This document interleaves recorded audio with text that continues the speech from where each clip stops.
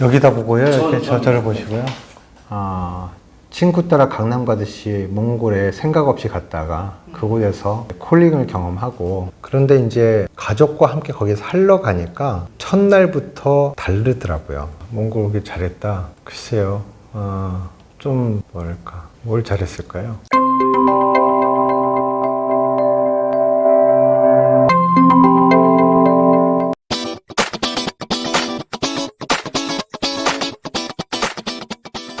안녕하세요. 저는 이성근이라고 합니다. 악동 뮤지션으로 세상에 등장하고 지금은 이제 악뮤로 불리고 있는 이찬혁, 이수연의 아빠입니다.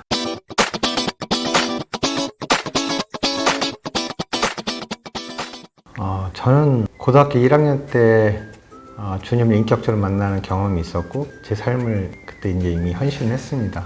그래서 목사나 선교사로 사는 것이 그 서원에 맞는 삶이 아닌가 라고 생각을 했지만, 또 하나님 인도하심은 제 생각과 좀 달랐고, 제가 출판사에서 한 10여 년, 또 이제 선교단체 간사로도 또 한 5년 정도 지내다가 선교사로 나가게 됐는데, 그래서 저에게는 이제 선교사로 나가는 게 어떻게 보면은 자연스러운 일이기도 했습니다. 물론 제가 2008년에 가족들과 함께 몽골 선교사로 나가게 됐는데, 그 전에 한 5년 전에, 한 2003년 8월 말로 기억을 하는데, 그때 친구 따라 강남 가듯이 몽골에 생각 없이 갔다가 그곳에서 콜링을 경험하고, 그때부터 이제 몽골을 품고 준비를 했던 것 같습니다.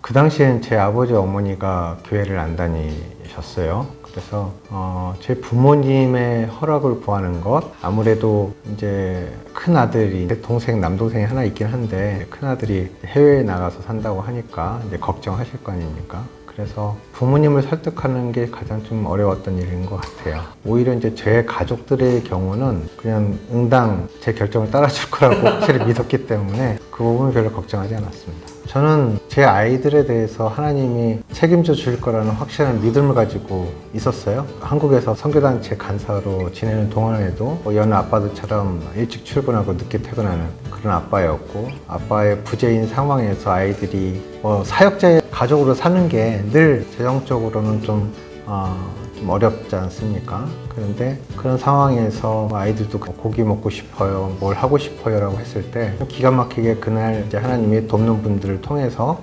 그것들을 이제 공급하시는 것들을 저희가 듣고 이제 경험을 했기 때문에 하나님이 저희 아이들의 필요를 책임져 주시리라는 그 믿음은 너무 확고히 갖고 있었습니다.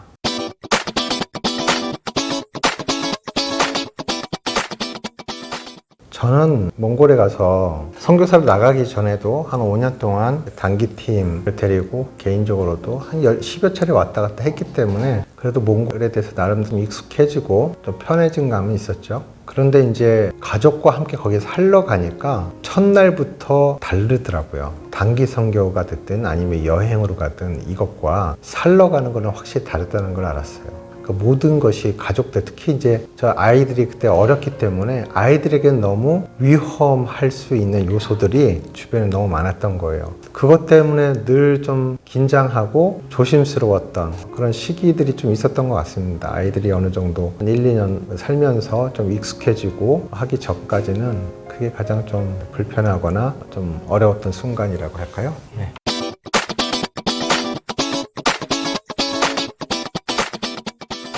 아까 말씀드렸지만 저는 가족들을 함께 몽골로 데리러 갔을 때 가족들에 대한 걱정 별로 안 했다고 했잖아요. 특히 아이들에 대해서 하나님이 분명하게 책임져 주실 거라는 확실한 믿음이 있었고, 근데 그것이 몽골에 가서 깨졌죠. 그래서 저희가 몽골에 간 지 1년도 되지 않아서 재정적인 위기를 좀 빨리 만나게 되고, 그래서 더 이상 아이들이, 저희 처음에 이제 몽골에 갔을 때는 MK 스쿨, 한인 선교사 자녀 학교가 있었어요. 한국 커리큘럼을 가지고 한국의 교육청인가요?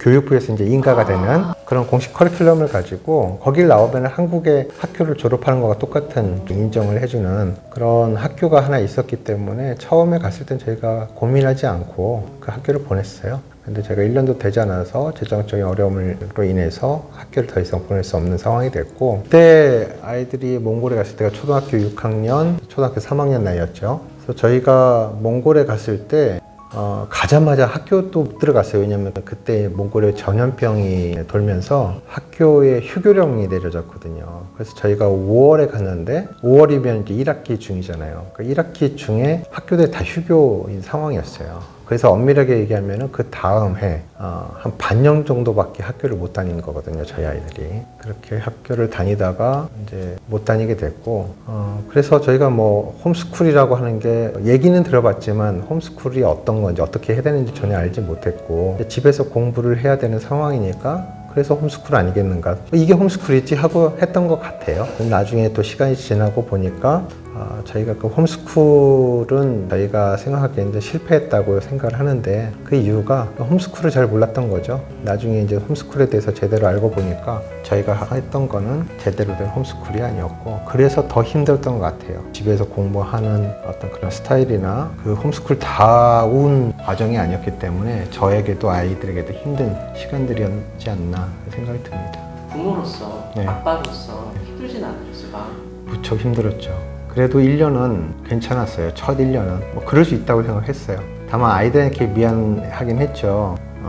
근데 아이들에게 솔직히 얘기를 했습니다. 사실 우리 지금 재정 상황이 이래서 학교를 더 이상 갈 수 없을 것 같아. 그렇게 얘기를 했고, 그리고 우리가 1년 정도 학교를 쉬면서 하나님 앞에 좀 열심히 기도해보자. 기도할 때 하나님은 엄마 아빠 기도는 조금 늦게 들어주는 경향이 있지만, 한국에서 너네들이 경험했지 않니? 너네들이 기도하면 즉시 하나님이 응답해 주시는 거 우리가 경험했지 않냐고, 그렇게 한번 기도해보자. 1년은 그렇게 그냥 있을 수 있는 일로 생각을 하면서 한 해를 그렇게 보냈던 것 같아요. 물론 쉬운 일은 아니었지만, 그런데 이제 결정적으로는 그 1년이 다 끝났는데 상황이 전혀 바뀌지 않았다는 거죠. 다시 또 1년을 학교를 가지 못하는 상황, 홈스쿨 계속 해야 되는 상황에서는 이제 제 안에 이제 불안감이 더 조금씩 더 커지기 시작했고, 그것이 반작용으로 드러난 것이 좀 더 아이들에게 엄격하게 좀 이 홈스쿨에 대해서 빈틈없이, 사실은 아는 사람이 보면 빈틈이 많은 것인데, 아이들에게 쉬지 않고 공부하게끔 뭔가를 하게끔 자료를 제공을 해주고, 또 그것들을 1시간마다 검사를 하면서 그렇게 공부를 하게끔 한 시간들이 있었죠. 그런 것으로 인해서 더 좀 저희한테는 이제 홈스쿨이 더 어려워지는 상황이 됐죠. 저에게도 준비해서 아이들에게 공부할 거리를 제공해야 되는 제 입장에서도 힘든 상황이었고, 아이들 입장에서도 너무 답답하고 힘든 상황이었죠. 그때는 제가 뭐 말은 못했지만 속으로는 그런 생각을 했어요. 아빠의 어떤 경제적인 무능함 때문에 아이들의 미래와 기회가 망쳐질 수도 있겠다는 위기의식이 정말 커서 그것이 정말 저를 많이 짓눌렀던 것 같아요. 아이의 반응이? 아이들이 다 착해서요. 엄마 닮아서 참 착합니다. 그래서 아빠가 이것 때문에 힘들어 한다는 걸 알죠.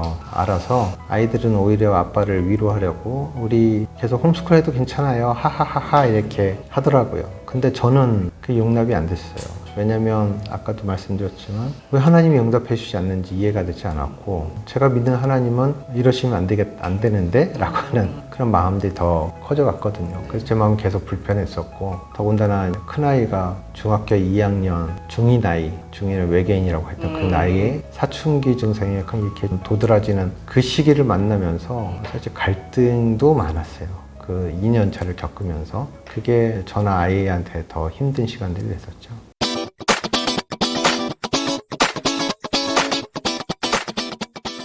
즐거운 일이요? 즐거운 일이야 왜 없겠습니까? 그러니까 그런 상황들이 아니면 저희 가족들은 늘 같이 있는 것만으로 늘 행복하고 즐거워했죠. 홈스쿨이나 또 이제 이런 하나님의 응답하시지 않는 것 때문에 화가 나 있는 아빠로 인해서 불편한 시즌들이 좀 길긴 했지만, 나름대로 저희 안에서는 최대한 몽골에서 가족들 간에 좋은 추억을 만들려고 이것저것 해보기도 하고, 작은 일에도 함께 자주 웃고 그렇게 행복을 경험하고 확인하려고 노력했던 것 같아요.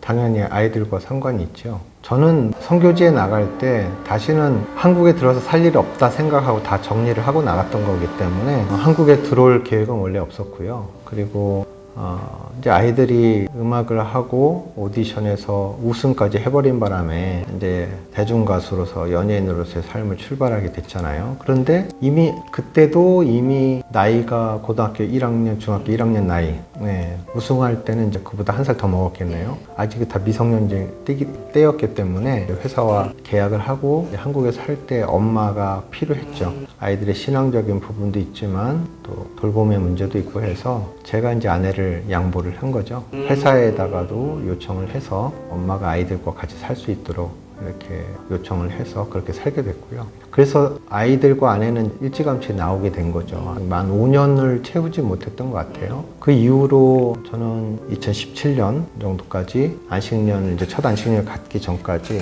한국과 몽골을 오가면서 그렇게 지내게 됐어요. 주로 저는 이제 한국에 와야 됐던 이유는 이제 아이들과 관련된 일들, 법적 대리인으로서 처리해야 될 일들도 좀 있었고, 회사와 관련해서 아이들이 뭔가 활동을 할 때 부모 동의를 반드시 받아야 됐거든요. 그런 것과 관련해서도 있었고, 또 아이들이 유명세를 얻으면서 또 저희 부부도 악동빛은 어떻게 키웠어요? 라는 질문에 답하기 위해서 책도 쓰고 또 강의를 다니기 시작했는데 강의가 참 많이 들어왔었어요. 그래서 그 강의를 소화하기 위해서 1년 중에 반은 한국에 또 1년의 반은 몽골에서 사역하는 일로 2017년까지 그렇게 지냈습니다.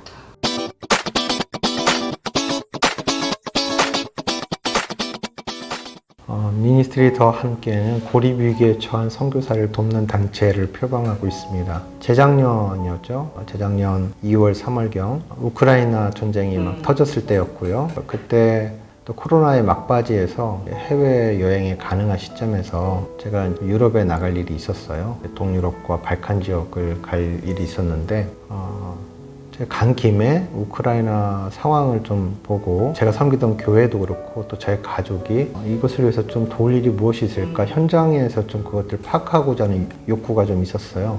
그러면서 우크라이나 난민 구호 사역을 하고 있던 이제 선교사님들과 조인해서 한 2달 정도를 함께 섬기면서 돌아다닐 기회가 있었는데 그 과정에서 파송과 후원이 끊긴 채 선교제에 남아있는 선교사님들이 많다는 것을 알게 됐죠. 코로나는 모든 분들에게 다 어려운 시절이었고 그래서 한국 교회도 어려웠었죠. 그래서 이 기간 동안에 선교사님들 파송과 후원이 철회된 경우가 참 많아졌다고 하더라고요. 일명 독립군이라고 불려주는 선교사님들을 좀 찾아내서 다시 한국 교회와 또 후원자들과 연결하는 일들을 해야 되겠다 그런 마음이 들었습니다. 저희 단체에서 좀 돕고자 하는 선교사님들은 사각지대에 있는 계신 분들이에요. 구체적으로 말씀을 드리면 사실 좀 큰 교단이나 교회에서 파송되어졌던 선교사님들의 경우 혹은 오랜 기간 그래도 선교사로 계셨던 분들은 지금 당장 파송이나 후원이 끊겨져도 그것을 대체할 수 있는 기회들이 있어요.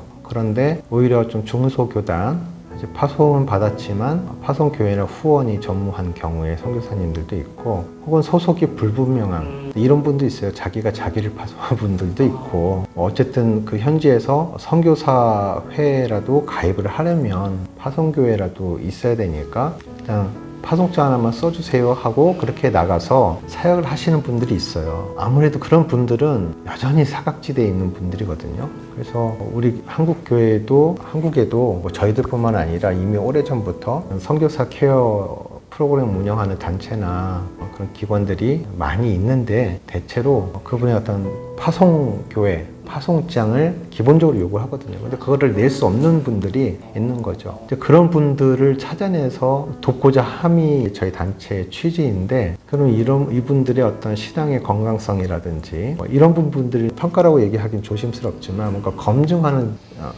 어떤 과정들이 필요할 수밖에 없습니다. 중요합니다. 이게 힘든 거예요, 사실은. 안전하게 우리 교단에서 파송한 선교사, 우리 단체에서 파송한 선교사면 다 사실 선교사 훈련 과정에서부터 다 알고 하는 분들이니까 케어하는 게 당연하고 어렵지 않은데, 이런 소속이 없이 그냥 독립군에 살아가셨던 분들을 찾아내서 이분이 아무나 해줄 수는 없잖아요. 이분이 그래도 건강한 신앙과 사역의 어떤 그런 정신이나 혹은 또 그런 사역의 어떤 그런 모양을 가지고 있는지를 확인을 해야 되잖아요. 이게 가장 사실 조심스럽고 정말 어려운 일입니다. 그래서 저희가 돕고자 하는 마음과 다르게 이런 분들을 찾고 검증하고 지원하는 어떤 그런 프로세스가 생각보다 좀 어렵고 그런 갖춰가는 것도 좀 힘든 게 사실이더라고요. 재정을 모으고 그런 게 가장 힘들 줄 알았는데 의외로.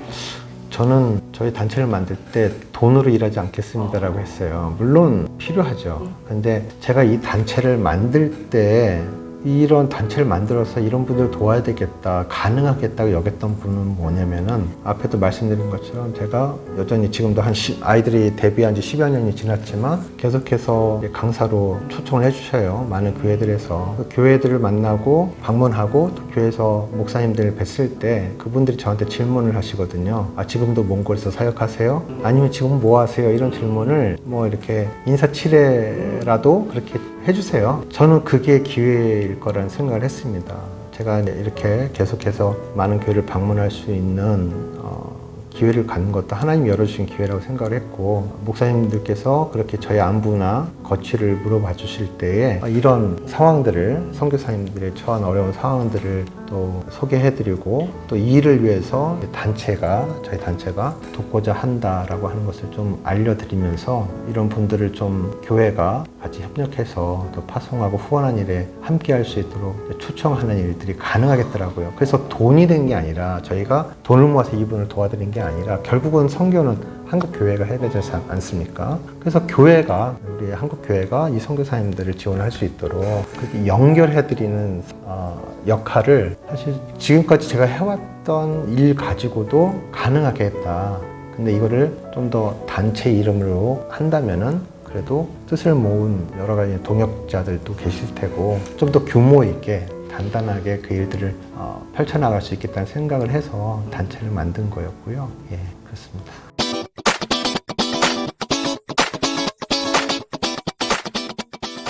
아직 저희가 단체가 시작된 지 얼마 되지는 않았어요. 저희 창립일이 2022년 12월 19일이고요. 단체 등록을 해서 공식적으로 이제 단체로서 등록해서 시작한 건 작년 말이죠. 아직 1년 좀 넘은 아직 신생아입니다. 그래서 데이터가 많지는 않습니다만 그간에 제가 만나왔던 선교사님들 안에서 다양한 유형들을 만나게 되는데 저는 이런 마음도 있었어요. 요즘은 좀 젊은 세대들 가운데에서 선교사 헌신이 잘 일어나지 않잖아요. 교회에서 청년들이 많이 줄어들기도 했고요. 그래서 지금 선교지에 계신 분들 중에서 제 나이대를 포함해가지고 40, 50대 선교사님들은 그분들이 지속적으로 사역할 수 있도록 한국교회가 잘 서포트만 해드리면 이분 최소 10년, 20년을 일하실 수 있는 분들이잖아요.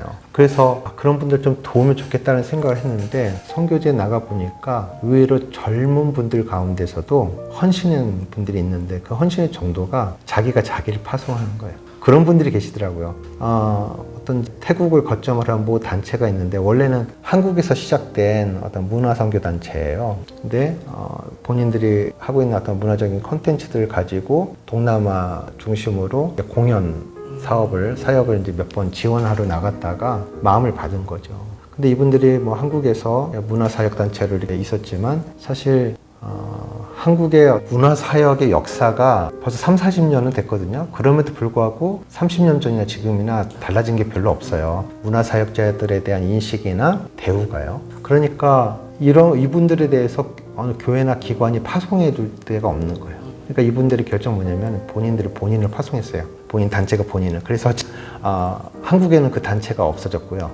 태국에다 본부를 세우고 거기에서 거점을 해서 자비량으로 사역을 하고 있어요. 20대 헌신을 해서 그분들 지금 30대, 40대가 되고 있고 아이를 낳고 아이들이 매우 어리더라고요. 그렇게 헌신된 젊은 사역자들도 계시더라고요. 저는 이제 그런 분들 보면서 정말 우리 단체가 이런 분들을 도와야 되지 않겠나라는 생각을 하게도 됐었고요. 또 하나의 경우는 오히려 좀 중국이나 다른 국가에서 사역을 하시다가 이제 비자발적으로, 자발적이나 비자발적으로 철수하신 분들이 결국은 다른 선교지로 나가시는 재파송의 경우가 있는데 그동안 파송을 해주셨던 교회들이 처음 가셨던 국가에 대해서는, 나라에 대해서는 이렇게 파송을 해주셨지만 이 선교사님들이 어쩔 수 없이 이제 옮겨 있어야 되는 나라, 또 기도하고 결정하신 그 나라에 대해서는 우리 교회에서는 그 나라에 대한 선교적인 비전이 없습니다. 거기에는 파송을 할 수 없습니다. 이렇게 해서 파송이 거절된 상태에서 교회에서 나가신 분들도 계세요.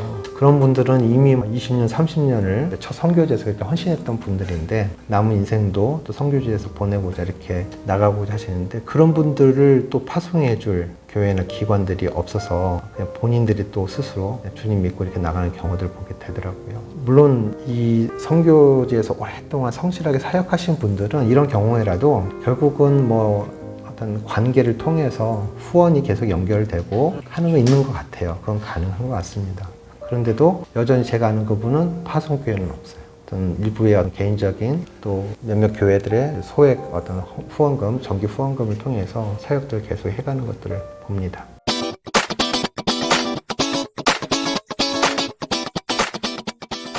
교회에 주어진 중요한 사명이 또 선교인 것은 어느 교회나 누구나 다 알고 있는 것이지 않습니까? 또 우리가 이 코로나라고 하는 좀 어려운 시기들을 통과하고 또 그 여파로는 지금도 여전히 어려운 교회들도 참 많을 거라고 생각을 합니다. 그렇지만 또 뭐랄까요, 선교 필드에서 최전방에서 나가 계시는 선교사님들에 대한 또 파송과 후원이 이런 한국교회의 사정으로 인해서 철회되어지고 또 그 다음에 애프터가 없는 상태에서 방치되는 것은 어떻게 보면 무책임한 일이라는 생각이 들어요. 또 이런 선교 최전방에서 일하셔야 되는 선교사님들을 또 결국은 이 교회가, 한국 교회가 해야 될 또 사명이기 때문에 이분들에 대한 관심과 또 돌봄에 대한 것들, 지원에 대한 것들에 대해서 더 깊이 좀 생각하고 함께 좀 기도하면서 우리에게 또 교회에게 맡겨주신 역할들을 함께 좀 잘 감당하면 좋겠습니다. 감사한 것은 저희 단체가 이렇게 고립위기에 처한 선교사님들을 돕는 단체를 표방하면서 시작이 됐지만 저희 단체가 제대로 일하기도 전에 여러 기관에 또 국제단체 또 이미 오래된 단체들에서 연락이 왔었어요. 저에게 먼저 만나자고. 그래서 당신이 이러한 일을 한다는 얘기를 들었는데 정말 꼭 필요한 일입니다. 그 일을 할 때 우리도 함께 돕겠습니다. 이런 얘기들을 해주시더라고요. 그래서 이 선교제에 남아있는 이 독립군 선교사님들에 대한 돌봄의 필요들에 대해서 이미 많은 단체들과 교회들이 사실은 알고 있고 도와야 된다고 마음을 먹고 있는 것 같습니다. 근데 이것을 지금 연결해주고 계시는 것 같아요, 하나님이. 그래서 하나님이 이 선교사님들을 고아와 같이 내버려 두지 않으시고 결국 하나님이 직접 돌보신다는 어떤 그런 마음들, 계획들을 조금씩 보게 되는데 이런 한국에 있는 교회들과 또 기관들 안에 하나님께서 허락해 주신 선교적 자원들이 함께 네트워킹 되어져서 또 이 선교지들을 잘 지원할 수 있는 그런 연대와 연합의 사역들이 함께 일어났으면 좋겠습니다.